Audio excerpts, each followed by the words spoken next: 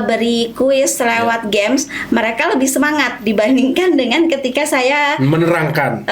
bener. Kita itu ada batasannya. Kalau kita menggunakan headset itu dalam satu hari itu hanya 60 menit. Jika kita sudah ada keinginan rasa buang air kecil, langsung dibuang. Jangan ditahan, karena dampaknya itu sangat luar biasa ketika kita nanti menahan buang air kecil. Benar. Jadi ada loh Pak orang yang hidup dengan satu ginjal itu.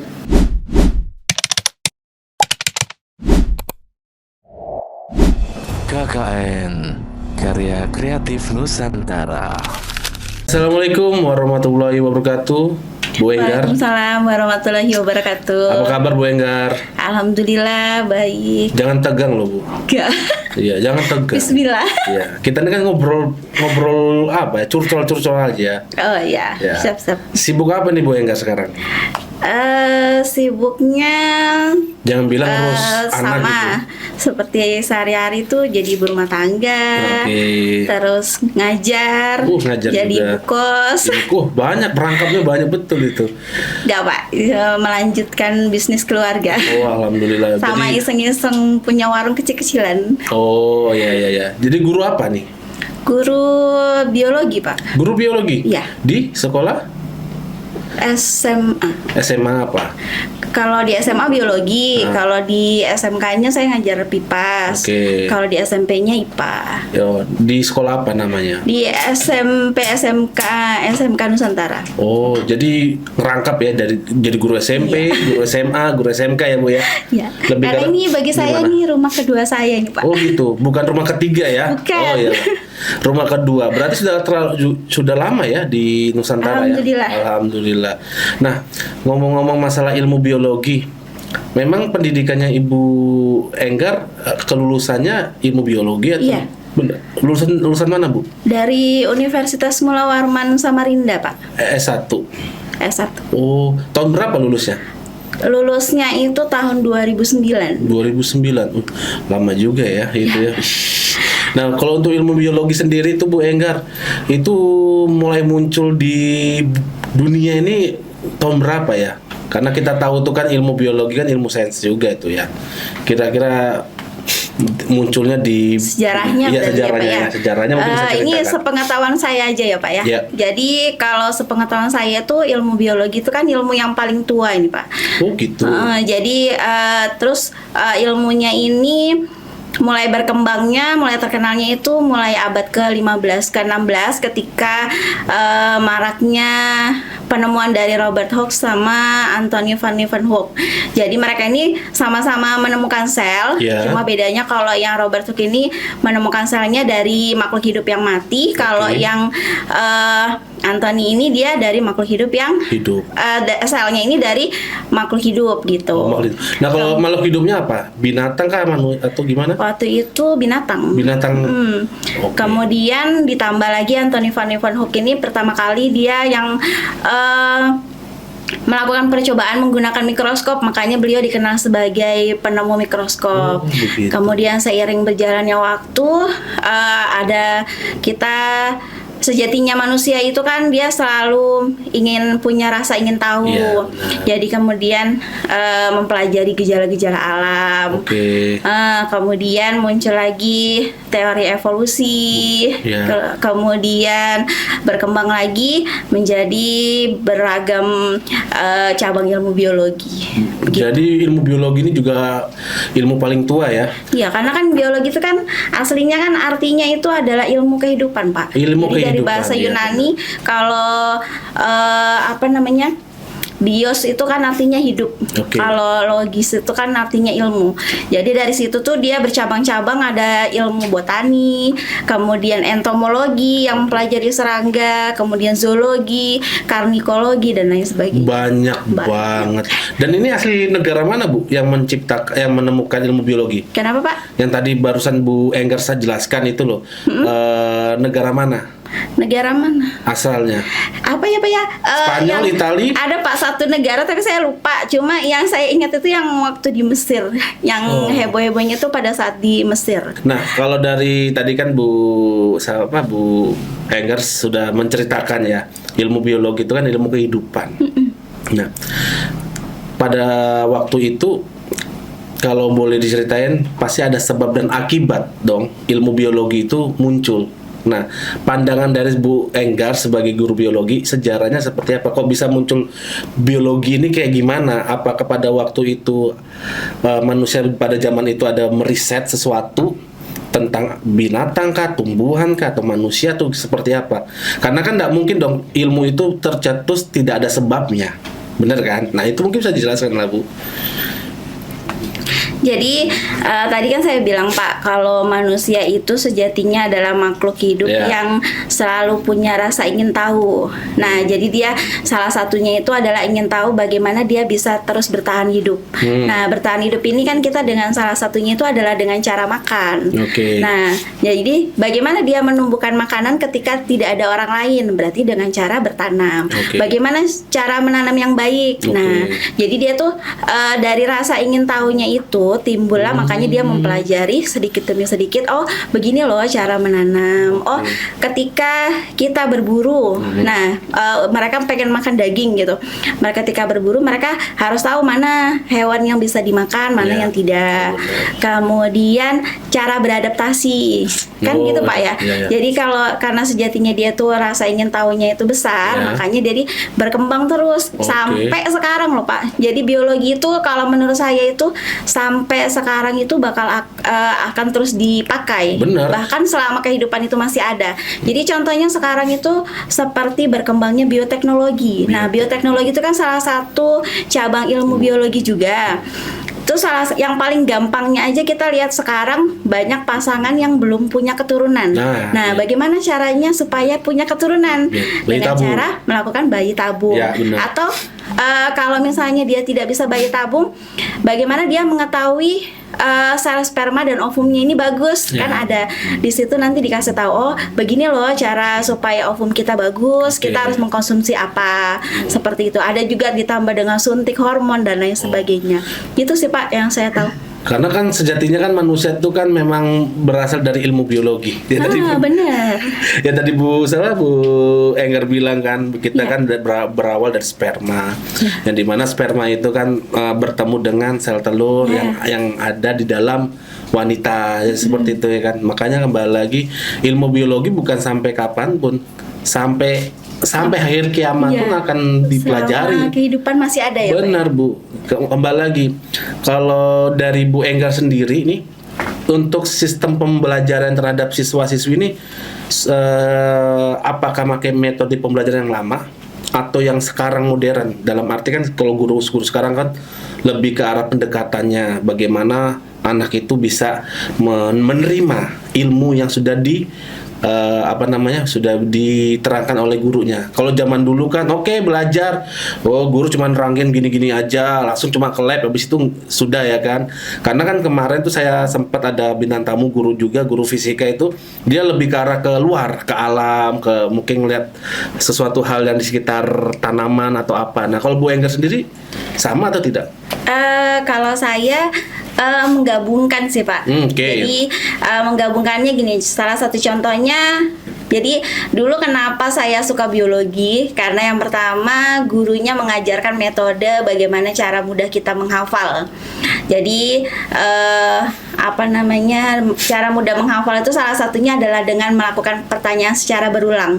Jadi ketika saya masuk ke dalam kelas, saya terkadang sering sih Pak, jadi sering mengajukan pertanyaan ke mereka. Nah, jadi mereka selalu ingat, oh iya ini yang sering ditanyakan. Itu metode lama yang saya pakai. Kalau metode barunya itu yang saya pakai itu salah satunya yang sekarang itu dengan menggunakan games. Jadi kan sekarang banyak aplikasi yang bisa mereka akses ya Pak ya. Nah, jadi anak-anak ini kalau ketika saya beri kuis lewat games, mereka lebih semangat dibandingkan dengan ketika saya menerangkan. Benar. Jadi ketika saya menerangkan tuh kadang mereka ada yang ngantuk, ada yang apa, atau nggak usah gitu. Kadang juga ulangan, ketika ulangan itu dalam bentuk tertulis, Iya. mereka itu ngerjainnya kadang nyontek. Nah, iya. Tapi ketika mereka main games, mereka itu kayak rebut-rebutan jawabannya. berusaha untuk mencari jawaban sendirinya. Ya, Terus kan? ketika nanti mereka dapat nilainya jelek, mereka punya keinginan sendiri, Bu, ngulang ya, saya ngulang ya, sampai iya. mereka dapat nilai yang bagus, gitu. Berarti rasa penasaran siswa-siswi itu harus dimunculkan ya, Bu, Iya, ya. kan gamesnya juga sekarang kan beraneka ragam. Walaupun gamesnya itu kalau kita bilang sebenarnya gamesnya kayak gamesnya anak-anak sih Pak, kayak Iya. misalnya menjatuhkan barang ke kereta api, Iya. tapi itu memilih jawaban yang benar. Benar. Gitu. Kalau nggak sistem kayak gitu, Bu, anak-anak kadang tuh sulit menerima. Karena contoh kita aja kalau dengerin orang ngomong gimana? Bosen kan? Iya benar. Ya, makanya saya lihat guru-guru sekarang tuh metode pembelajarannya sudah nggak kaku kayak dulu. Sekarang pakai game, langsung nggak di kelas doang, tapi di luar. Itu menurut saya sangat membantu siswa-siswi untuk menerima pembelajaran. Nah, kalau dari biologi sendiri ini Bu Enggar, ilmu apa aja yang Ibu ajarkan ke siswa-siswi Nusantara? Mungkin pasti kan dari SMP, SMA, SMK pasti berbeda dong pembelajarannya biologi. Nah, mungkin bisa dijelaskan lah, SMP Bu Enggar lebih ke arah biologi tentang apa, gitu. SMA apa, SMK apa gitu. Jadi biologi ini kan sebenarnya ilmunya ini ya Pak ya, dari kecil sampai ke gede kan terus ada ya Pak ya. Jadi kalau saya bilang sebenarnya biologi itu sebenarnya kita sudah belajar dari zaman SD malahan. Oke. Jadi pelajaran dari SD itu sudah ada, cuman di SMP ini lebih dikembangkan lagi gitu. Jadi contoh ya Pak ya, contoh yang paling gampang itu kayak waktu SD kita belajar fotosintesis. Ya. Nah, tapi di situ ditekankan kalau di SD itu fotosintesis itu adalah proses pembuatan makanan pada tumbuhan hijau. Oke. Kan seperti itu. Ya. Tapi ketika di SMP mereka dikasih tahu lagi, oh ternyata fotosintesis itu memerlukan 4 bahan. Ya.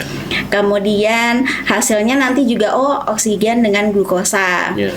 Kemudian kalau di tingkat SMA, di SMA ini kebetulan yang saya baru pahamin ini ternyata kalau di kurikulum Merdeka itu kayaknya pemerintah ini membuat kita materinya sedikit tapi dia dibahasnya dalam. Oke.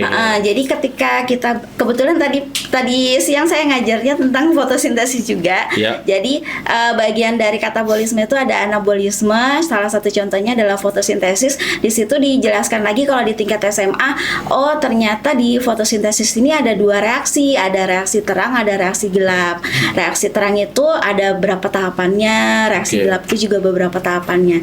Kalau di tingkat SMK itu pelajarannya menyeluruh ya Pak ya. Oke. Jadi gabungan, bukan biologi lagi namanya, tapi PIPAS. PIPAS ya. Ya, jadi Penggabungan ilmu sosial dan ilmu sains ya. Benar sekali gitu. Oh, jadi dari SMP, SMA, SMK tuh berbeda ya Iya. tingkatannya ya. Tapi saling berkaitan. Saling berkaitan ya. Oh gitu. Jadi berarti kalau sudah SMP sudah pembelajaran tentang sintetis, di SMA berbeda lagi gitu.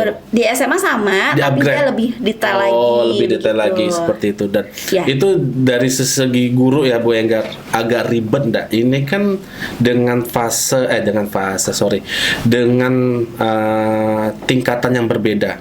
SMP anak pasti kan cara berpikirnya beda, SMA berbeda, SMK ada gak kesulitan untuk mengajar dalam SMP lebih sulit, SMA lebih sulit, atau SMK lebih sulit, atau semua sama sulit?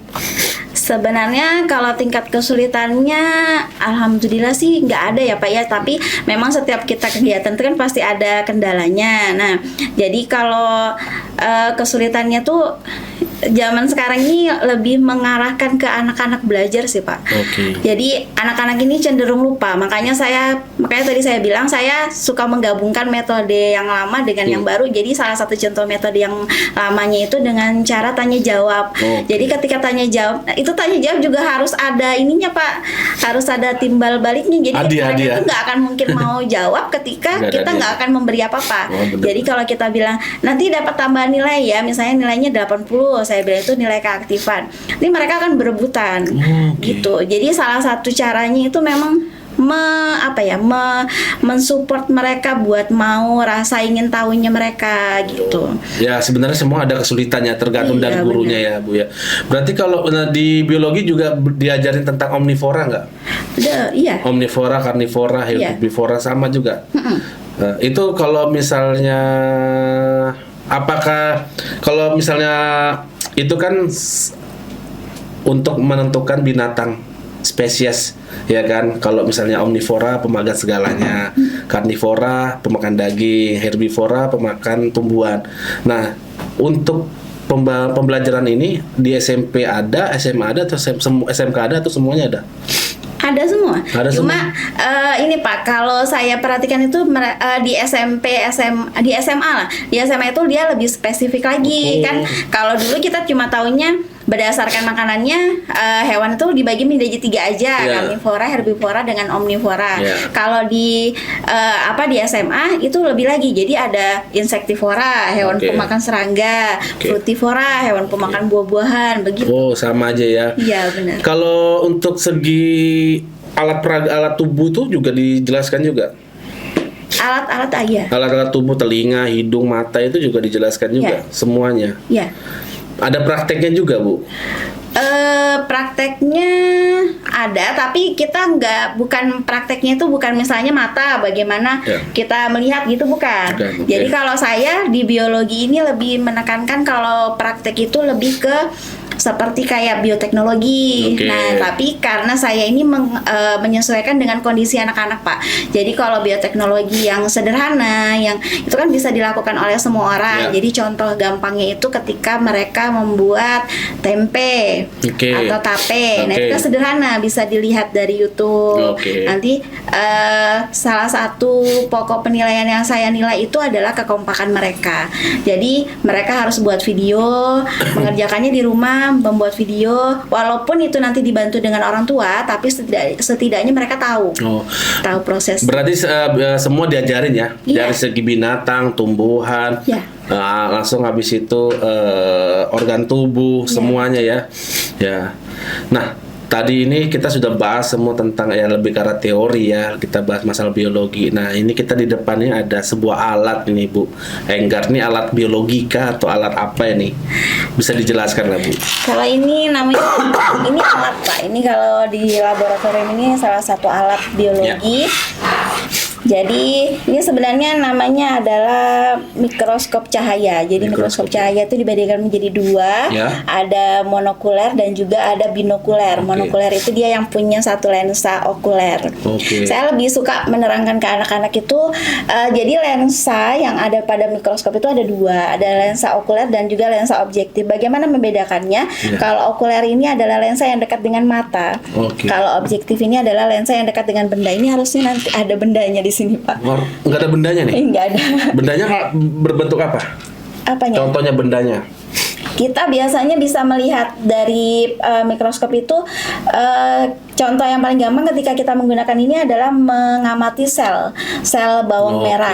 Nah, itu jadi itu bisa dilihat ketika kita mengirisnya tipis-tipis, preparatnya tipis-tipis, gitu. Kemudian ini tabungnya, ini bagian makrometer atau tombol pengatur kasar, ini mikrometer tombol pengatur halus.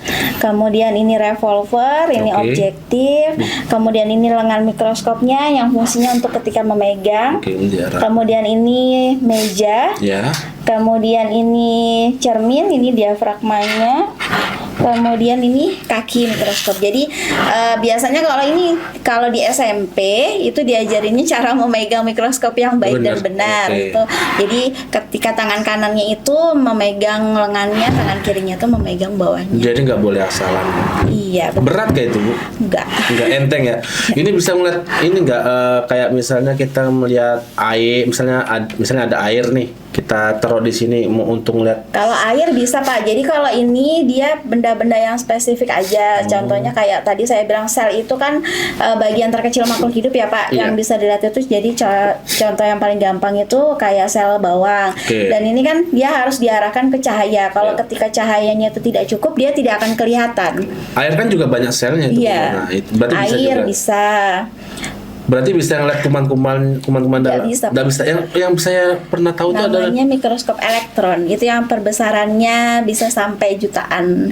Jadi dari yang kecil banget itu bisa kelihatan. Oh, Kalau gitu. untuk yang ini nggak bisa. nggak bisa. Nggak bisa. Nanti mungkin kita minta pengadaan Oh, alat iya. mikroskop yang itu biar lebih tahu lah. Kalau soalnya kemarin itu siapa namanya ada guru kimia bawa alat sampel yang dimana alat sampel untuk mengetahui pH-nya air.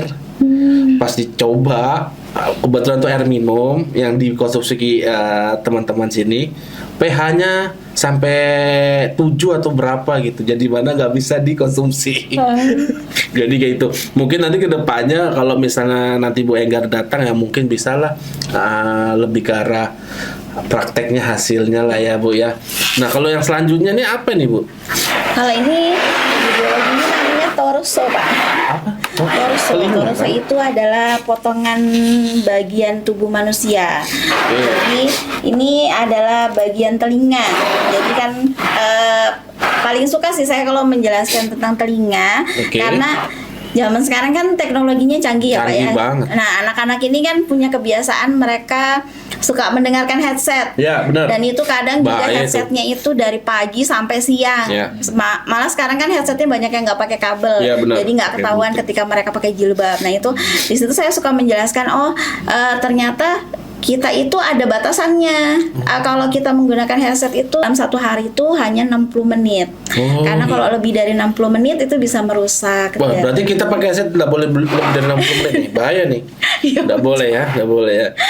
Soalnya banyak anak muda itu sekarang tidur benar. itu pakai headset. Benar, Dan banyak Pak. kejadian. Bahkan di jalan raya juga, Ya. Pak. Makanya banyak kejadian juga sampai nggak tahu ini benar atau tidak terbakar sampai kosong itu iya, kenapa itu ya? Kenapa Bu? Ibu Enggar tahu penyebabnya kok bisa telinga itu tiba-tiba terbakar karena headset atau apa? Kan suaranya Pak. Jadi kalau HP sekarang kan dia ada peringatannya tuh Pak. Jadi kalau kita tidak boleh mendengarkan di atas volume 60%. Karena kalau di atas 60% apalagi dalam waktu yang lama kan panas Pak. Atau contoh gampangnya kalau kita telepon-teleponan lama Oh, iya, itu kan benar-benar. bisa panas karena kan radiasi dari HP-nya. Dan bisa merusak gendang telinga juga ya. Gendang telinganya mana nih Bu? Gendang telinga itu letaknya paling di dalam. Nih, Pak, ini kalau telinga kita itu dibagi menjadi 3 bagian. Oke. Ada bagian luar, bagian tengah, dan juga bagian dalam. Nah, jadi bagian luar ini terdiri dari daun telinga. Ternyata daun telinga ini fungsinya untuk menangkap gelombang suara. Jadi ketika suara kita didengar itu yang menangkap adalah daun telinga. Oh, fungsinya itu Makanya ya, bersyukur kalau manusia punya daun Daun telinga telinga. karena masih banyak juga manusia yang tidak punya daun Benar telinga. sekali, ya. Jadi mereka, Bu, berarti kalau misalnya dia tidak punya daun telinga dia tidak bisa mendengar? Bukan, bisa. Cuma kapasitas yang didengarnya tidak secepat kita. Oh. Dia bisa menangkap suara bisa, tapi Oke. suaranya mungkin kecil. Kecil ya, oke. Iya. Kemudian di sini lubang telinga. Nah, ini saluran telinga ini apa namanya? Yang mengantarkan gelombang suara tadi menuju ke bagian telinga tengah. Ini kalau mohon maaf, ini yang kalau misalnya kita korek telinga kah? Nah, Iya, dimasukin ke sini. Nah, Pak, jadi kan kita sering ya Pak dengar Iya. kalau ternyata kita nggak boleh sering-sering untuk ngorek telinga Ya, ya. bener-bener. Nah, jadi ternyata Bapak pernah dengar nggak kalau kita makan itu harus baiknya itu dikunyah 32 kali. Bener-bener. Apa salah satu ininya Pak? Salah satu manfaatnya?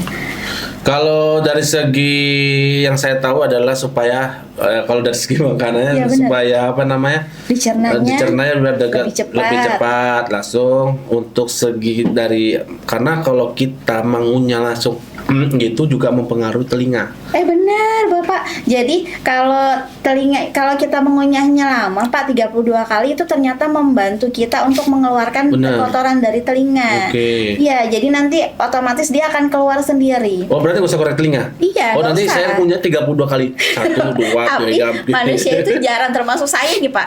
Jadi jarang ya Pak ya kita mengunyah 32 kali. 5 Karena kali sudah telan. rasanya juga beda ya Pak Iya. ya. Ternyata kalau rasanya beda itu dia bagus. Karena dia di dalam air liurnya itu ternyata dia langsung berubah, Ya. enzimnya langsung berubah yang Apalagi makan mie. Ah, Nah, bener. nggak boleh langsung. Ada tim media makan mie langsung telan. Iya. Itu Pak. Oh gitu. Jadi ternyata kalau kita mengunyah makanan 32 kali itu ternyata salah satu manfaatnya adalah membantu telinga kita untuk mengeluarkan kotoran. Jadi kotorannya itu nanti akan keluar sendiri, atau kan boleh tuh Pak sebenarnya kita mengorek telinga tapi tidak boleh menggunakan cotton bud. Oh nggak boleh. Iya, ada Pakai yang apa, Bu? ada korekan telinga. Kalau zaman sekarang sih Pak sudah canggih. Besi, pakai besi itu Iya. boleh tuh. Ada Pak yang sekarang zaman canggih tuh, jadi dia langsung diarahkan ke HP. Jadi kita bisa melihat kotorannya di mana gitu. Jadi tidak terlalu dalam dan tidak terlalu merusak kayak gitu. Maksudnya di mana? Saya mau beli. Ada Iya. Pak. Dan kan nggak boleh pakai tempat itu. Iya. Iya kan? Maksudnya Cuma bukan nggak boleh ketika karena nanti di kampasnya sini, ya. kadang kan kita ngerasa tuh Pak, oh kayaknya di bagian telinga kita, bagian agak-agak keluar ini kayaknya ada kotoran. Iya. Itu kan kadang kita bisa mau ngambil. Nah, Bener. kalau kita mengunyah makanannya 32 kali itu kan berarti langsung kelihatan kan Pak. Jadi kita nggak usah terlalu dalam mengoreknya. Oh gitu. Tuh. Terus apa lagi nih Bu? Kemudian, setelah bagian saluran telinga ini kita ketemu telinga bagian Mungkin tengah. agak di ini. Gendang telinga yang tadi Bapak tanya itu letaknya di daerah sini. Dia ada di bagian antara telinga bagian luar dengan bagian telinga tengah. Oke. Gitu. Kemudian dia fungsinya untuk mengumpulkan getaran suara. Kemudian dari situ nanti telinga kita itu ada punya 3 tulang. Tulangnya namanya martil landasan sanggurdi. Wah. Itu fungsinya untuk membantu telinga meneruskan getaran suara, nanti diarahkan ke bagian rumah siput. Ini rumah siputnya tidak kelihatan. Rumah siput dia letaknya agak ke dalam. Iya. Sini rumah siput, baru dari rumah siput itu nanti suara akan diteruskan ke otak. Yang kita bisa tahu, oh ini suara ini, oh ini suara ayam dan lain sebagainya. Sebenarnya itu dari segi organ tubuh kita itu otak yang berperan. Benar. Karena kan otak ini bisa berperan penting karena pengumpulan data dari segi saraf, bawah, kaki, tangan atau apa kan ngumpulnya di otak. Termasuk telinga pun juga sama, kayak suara itu ya Bu ya. Nah kembali lagi, otak tuh kalau misalnya setahu saya kalau tidak ada nutrisi yang ke otak, makanya kan kita harus makan sehat supaya otak tuh bisa bekerja. Iya betul. Dan daya save otak kita itu kalau saya pernah belajar itu kalau nggak salah sekitar 6-8 jam. Daya otak kita mengingat untuk mengingat sesuatu untuk mungkin belajar atau apa 6-8 jam kalau nggak salah ya, seperti itu. Makanya tidak efektif kalau misalnya orang tuh bekerja sampai lebih dari 8 jam sebenarnya. Itu yang saya tahu sih Bu, seperti itu. Terus apa lagi Bu? Ya itu sih Pak, bagian telinga itu. Jadi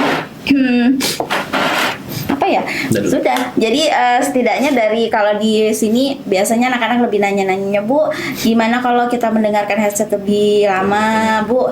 Kalau kita ini teriak nyaring-nyaring apakah bisa menyebabkan gendang telinga pecah? Oh bisa. Jadi kan kita sebenarnya kan punya batasan suara nih Pak. Jadi antara kalau kita ini termasuk audiosonik. Jadi yang dimana kita bisa mendengar suara antara 20 sampai 20.000 Hz. Nah di situ kalau kita lebih nanti pasti akan merusak salah satu bagian telinga kita. Salah satunya adalah gendang telinga. Begitu. Nah yang saya ingin pertanyakan satu lagi ini adalah, kok bisa muncul kotoran tuh? Kotoran bersumber dari mana? Kotoran telinga bersumber dari mana? Kalau yang saya tahu kotoran hidung, kotoran telinga itu kan dia adanya percampuran antara, kan kita di dalam telinga ini kan kita ada kelenjarnya juga. Oh iya. Dari kelenjar itu yang bercampur dengan udara, kan kita ini juga ada udara yang masuk ke telinga. Nah itu dia akan nanti akan melakukan menjadi kayak apa namanya? Jadi pengumpulan gitu loh Pak. Jadi dari yang dia tidak terlihat jadinya langsung menggumpal. Kalau tidak kita bersihkan dia akan bisa menutupi daerah saluran kita seperti itu. Dari kelenjar-kelenjar ataupun udara-udara yang masuk ke telinga ya. Iya benar. Ada lagi selain ini Bu? Alat-alatnya? Banyak sih Pak, bisa kalau di biologi itu bisa dalam bentuk video, bisa dalam bentuk poster, bisa bentuk gambar-gambar. Saya sukanya anak-anak itu kadang saya ajarin mereka dari awal Biologi itu adalah ilmu yang banyak hafalannya sebenarnya. Oh gitu. Cuma saya tidak mau membuat mereka tertekan Menghafal, ya. dengan hafalan. Jadi bagaimana caranya? Pertama kita suka dulu dengan pelajarannya, atau paling tidak suka dulu dengan gurunya. Saya bilang kalau ketika kalian menimbulkan pertama kali kalian tidak suka dengan gurunya, pasti deh nanti pelajaran itu tidak akan masuk. Saya bilang seberapapun kalian pintar tidak akan masuk. Saya bilang gitu. Terus kemudian yang kedua, buat semenarik mungkin. Salah satunya itu adalah dengan membuat buku kita itu cantik. Nah, bagaimana buku kita itu cantik? Salah satunya tulisannya warna-warni. Jadi kalau Bapak boleh lihat itu di anak-anak SMA itu mereka tulisannya macam-macam Pak warnanya. Jadi saya tidak pernah melarang mereka menggunakan pulpen warna merah, hijau, kuning. Saya tidak. Enggak. Ya, jadi mereka sekreatif mereka. Semaunya dia lah ya. Iya, tapi tetap juga Pak, ada juga siswa kita yang dia tidak mau repot. Jadi tidak mau dia catatannya hitam aja gitu. Ada juga yang seperti itu. Tapi sebagian besar itu mereka rata-rata catatannya berwarna-warni. Oke. Selanjutnya apa nih yang mau diterangkan lagi nih Bu? Kalau ini gambar Oh, ada yang gambar di nih ya. Oke. tampilan ini adalah salah satu materi yang saya ajarkan di biologi. Namanya adalah sistem ekskresi manusia. Nah, jadi kan sistem ekskresi kita itu punya ekskresi itu kan artinya pengeluaran hasil metabolisme yang sudah tidak berguna lagi. Iya. Nah, itu ada 4 alat Pak sebenarnya dalam tubuh kita. Nah, Bu, 4 itu apa? Kalau mereka kita suruh ngapal, mereka kan akan susah. Iya. Nah, bagaimana caranya menghafal yang baik? Saya selalu mencari informasi, menanya teman, bagaimana sih cara mereka menghafal yang baik? Oh, dengan mengelompokkan kata, membuat singkatan-singkatan. Jadi kayak ini kalau di ekskresi ini saya selalu bilang, ingat kalau dalam ekskresi itu ada 4 alatnya yang disingkatnya pahaku gatal. Apa Berarti itu sama. pahaku gatal? Nah, pahaku gatal itu singkatannya dari paru-paru. Ini paru-paru Paru nih, Pak. ginjal. Nah, kemudian apa sih paru-paru itu? Fungsinya untuk apa? Nah, paru-paru itu mengeluarkan karbon dioksida. Kemudian hati, kemudian itu mengeluarkan empedu, hati, paru-paru, hati, kulit itu mengeluarkan keringat. Oh, ini ginjal Pak. Ini ginjal itu untuk mengeluarkan urin. Nah, kita taunya kalau kita mengeluarkan urin itu tinggal keluar gitu aja. Ternyata prosesnya itu tidak seperti itu, panjang. Makanya saya selalu bilang, karena sudah tahu prosesnya panjang, jadi ketika kita sudah ada keinginan rasa buang air kecil, langsung dibuang, jangan ditahan, karena dampaknya itu sangat luar biasa ketika kita nanti menahan buang air kecil. Benar. Begitu. Dan kalau yang saya tahu juga, cara kita minum. Benar. Kalau kita minum, kalau berdiri, itu dia nggak masuk ke ginjal. Benar. Langsung ke bawah. Iya. Tapi kalau duduk masuk ke ginjal. Makanya perbedaan orang minum sambil berdiri sama duduk ada perbedaannya. Kalau yang berdiri itu rasa haus muncul terus. Tapi kalau yang duduk tidak. Itu benar atau tidak? Gimana? Benar Pak. Benar, jadi ketika kita minumnya itu sambil berdiri kan tadi langsung ke bawah ya Pak ya, karena tidak disaring Pak. Jadi ketika kita minumnya sambil duduk itu ternyata kita ada penyaringnya. Di ginjal itu ada penyaringnya. Jadi makanya seperti yang tadi Bapak bilang, kalau kita minum sambil duduk itu rasa hausnya cenderung agak sedikit kurang dibandingkan dengan yang kita berdiri. Karena di situ disaring. Disaring itu fungsinya untuk apa? Jadi yang zat yang masih berguna itu kita gunakan lagi, tapi yang tidak berguna itu kita langsung keluarkan. Tapi ketika kita berdiri itu berguna tidak berguna langsung keluar. Makanya rasa haus terus akan muncul. Benar sekali. Makanya langsung orang kalau minum berdiri sering kencing. Iya, benar. Nah, kalau misalnya kita sering konsumsi minuman teh, kopi, ada dampaknya nggak sih ke ginjal? Ada sih Pak. Ada ya, nggak apa-apa. Tapi jujur saya ini adalah salah satu pengagum kopi. Iya, tidak munafik sih. Semua orang suka kopi. Cuma kita lebih ke arah edukasi ya kan, biar walaupun sesuka apapun kopi, kita harus jaga kesehatan kita juga. Benar, salah satunya dengan menyeimbangkan. Jadi mengkonsumsi air putih yang cukup gitu. Kalau saya pernah dikasih tahu saran dari dokter teman saya, kamu nggak apa-apa minum kopi atau apa, tapi kamu harus ada penawarnya, yaitu air putih. Kalau kamu minum kopi harus minum air putih. Nah seperti itu. Karena apa? Karena kopi itu berbentuk bubuk atau apa ya. Nah takutnya kalau kamu nggak minum air putih, serat-seratnya kopi itu atau apalah tertinggal di dalam ginjal. Makanya kita harus minum air putih gitu. Berarti pengaruh banget ya Bu kalau kita. Kalau misalnya minum soda itu kan kita udah tahu ya Pak ya, soda itu sebenarnya tidak baik untuk kesehatan karena bisa merusak organ-organ tubuh kita. Salah satunya organ yang dekat dengan kita ketika kita minum kan adalah ginjal. Ginjal ini kalau saya tahu dinding-dindingnya tipis loh. Kenapa Pak? Dinding-dindingnya ginjal itu tipis, makanya gampang ke ginjal tuh ya. Kenapa banyak penyakit? Kenapa banyak penyakit tuh ke ginjal? Karena kan setahu saya elemen-elemen ataupun kulit-kulit yang di pinggiran ginjal itu kan tidak terlalu tebal, ya kan, dibanding organ tubuh lainnya seperti itu kayak gitu loh. Makanya kalau kita sering konsumsi makanan dan minuman yang sehat, ginjal tuh gampang luka. Khususnya lambung. Benar. Sama ketika kita mengkonsumsi obat tanpa adanya dokter, itu juga bisa berpengaruh sama ginjal. Benar. Gitu, ginjalnya bisa rusak. Karena kembali lagi dari obat itu kan meninggalkan bekas-bekas ya. Seperti itu. Terus sebelumnya, ini kulit. Tantar Bu. Sebelumnya tadi. Nah, seperti itu. Nah, kalau yang ini apa nih Bu? Ini prosesnya Pak. Jadi saya bilang tadi kalau sebenarnya kita itu proses ekskresi kita pada saat kita mengeluarkan urin itu banyak sekali, dan di situ itu ada terjadi proses filtrasi di mana adanya tadi penyaringan, kemudian reabsorpsi dikumpulkan, kemudian ada augmentasi, itu pengumpulan yang masih berguna. Nah, di situ tuh prosesnya panjang Pak sebenarnya. Ini usus kan ya? Iya. Nah, makanya saya bilang ketika di sini Pak, ketika dia sudah ada di kandung kemihnya, itu kan rasa keinginan mau buang air kecilnya itu kan sudah mulai muncul. Nah, itu kalau misalnya kita tidak segera mengeluarkan, nanti dia akan bisa terbentuk kristalan-kristalan kecil. Gitu. Pertamanya kecil, tapi lama-lama akan jadi besar. Oh gitu. Ini saya mau kencing, dulu ya. Ini saya kencing dulu ya. Karena dia udah bilang nggak boleh itu ya, nggak boleh. Ya. Nah, langsung kalau yang apa namanya itu ginjal kita tuh kan ada dua kan Pak, kanan dan kiri. Ini ginjal ya, kanan. Ini kiri. Ginjal itu kan punya julukannya anak pinggang. Oke. Jadi buah pinggang. Jujur nih Bu, saya potong ya. Jujur saya baru lihat kondisi ginjal tuh kayak gini, baru lihat nih Bu. Setahu saya takutnya ginjal tuh dua tapi bersatu tempat. Gitu. Nah, sekalinya kanan kiri ya. Kanan kiri. Jadi ada loh Pak orang yang hidup dengan satu ginjal itu.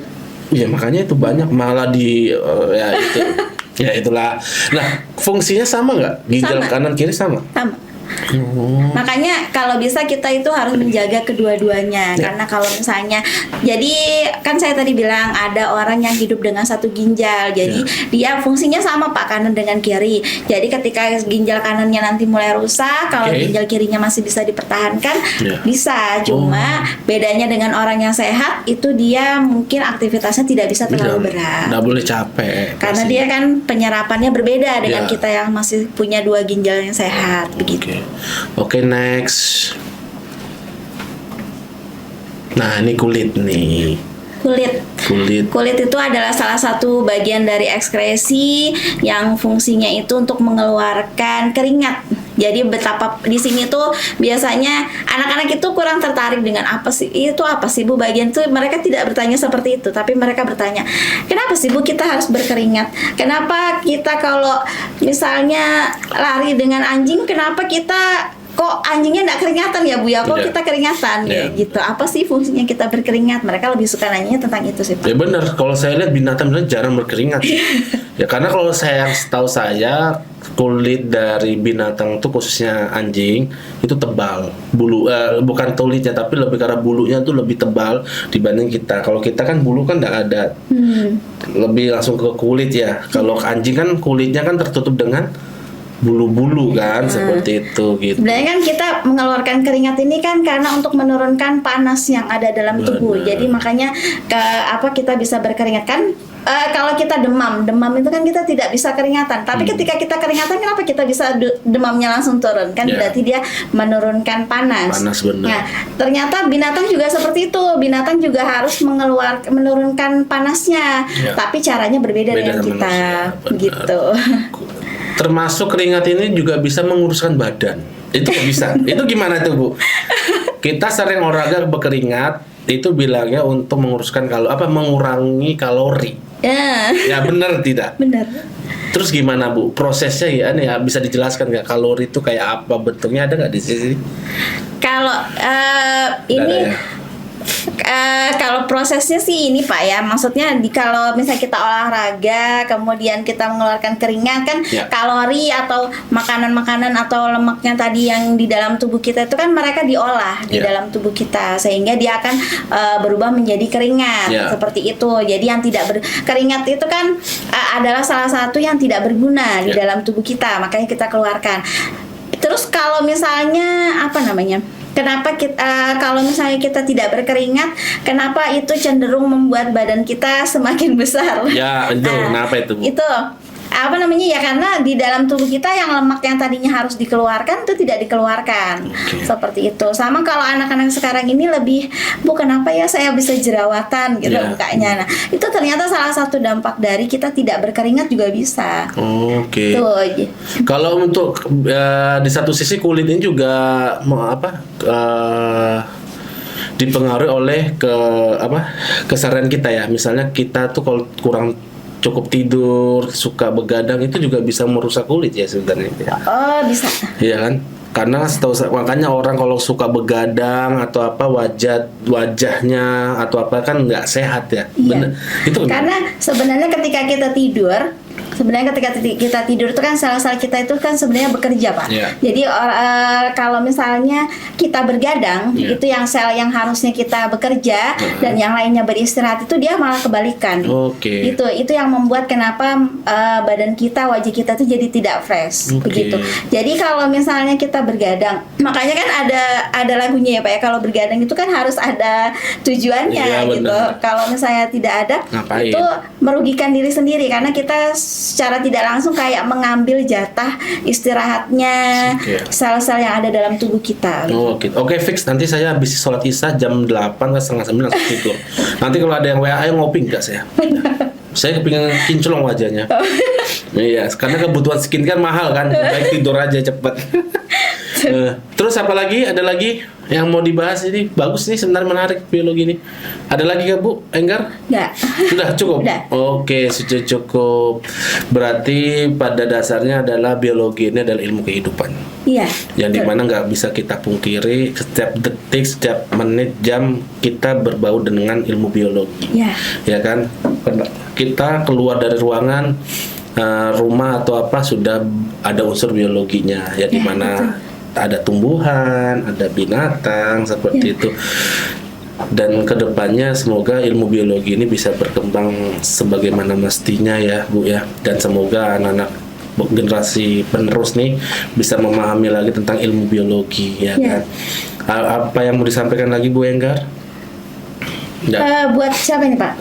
Enggak, maksudnya ada yang disampaikan tentang ilmu biologi atau sudah?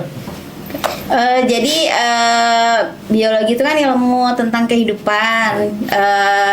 Jadi suka tidak suka, mau tidak mau kita harus terus mempelajari biologi karena itu sangat banyak manfaatnya. Sampai nanti kita tidak ada pun ilmu biologi itu akan tetap ada. Benar. Gitu. Jadi cintai ilmu biologi. Cintai ilmu biologi Dari hati. Dari hati. Karena kita berasal dari ilmu biologi. Biologi, ya, Untuk harapan siswa-siswinya Bu Enggar sendiri gimana untuk siswa-siswi Nusantara? Semoga anak-anak kami di SMP sama SMK menjadi lebih rajin lagi. Amin. Kemudian salah satu visi dan misi para guru sekarang ini membentuk karakter didik dan juga membentuk akhlak. Jadi kita mengharapkan anak-anak kami ini menjadi generasi yang berakhlak mulia. Amin. Oke, terima kasih. Itu omongan dari guru tuh adalah mustajab juga sebenarnya. Semoga apa yang disampaikan Bu Enggar tadi ini bisa bermanfaat buat yang dengar dan yang nonton, dan semoga Bu Enggar menjadi guru entrepreneur. Semoga sukses jadi guru entrepreneur, guru biologinya, dan sehat terus Bu Enggar. Ya. Oke, terima kasih Bu Enggar. Ya. Sampai ketemu di lain waktu ya Bu Enggar. Iya, Kalau perlu nanti kita ke lab biologi lah nanti, atau kita kemana gitu ya. Oh, baik, Pak. Siap. Jadi nggak usah nggak usah di sini ya, kita Ya. kemana gitu. Oke, terima kasih Bu Enggar. Assalamualaikum warahmatullahi wabarakatuh. Waalaikumsalam warahmatullahi wabarakatuh.